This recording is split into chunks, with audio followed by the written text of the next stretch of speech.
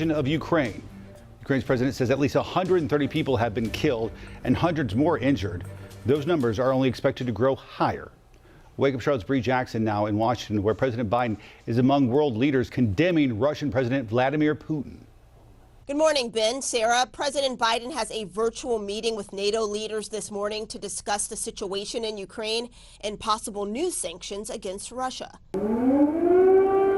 Residents of Kyiv waking up to sounds of war and sights of devastation in other areas of Ukraine. Putin chose this war, and now he and his country will bear the consequences. President Biden imposing harsh new sanctions. They include cutting off Russia's largest banks and companies from Western financial markets and restricting exports. This is going to impose severe cost on the Russian economy, both immediately and over time. Some critics say the president should have gone even further. Ratchet the sanctions all the way up as far as you can. There's a bipartisan push for Russia to be barred from SWIFT, the secure system that connects banks in more than 200 countries. The administration says right now European allies are not willing to take that step. They are profound sanctions.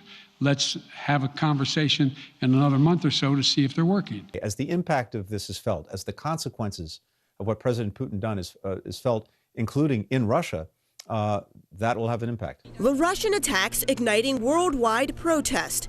In Moscow, chanting crowds held anti-war signs. Biden, stand with Ukraine! Biden, stand with Ukraine! In Washington, D.C., there are calls for a stronger response from the administration.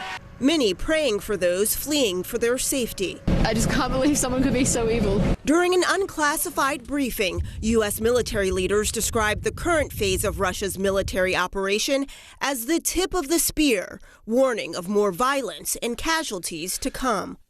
The U.S. is also deploying 7,000 troops to Germany to support NATO allies.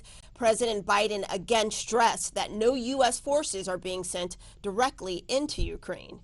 In Washington, I'm Bree Jackson for Wake Up Charlotte.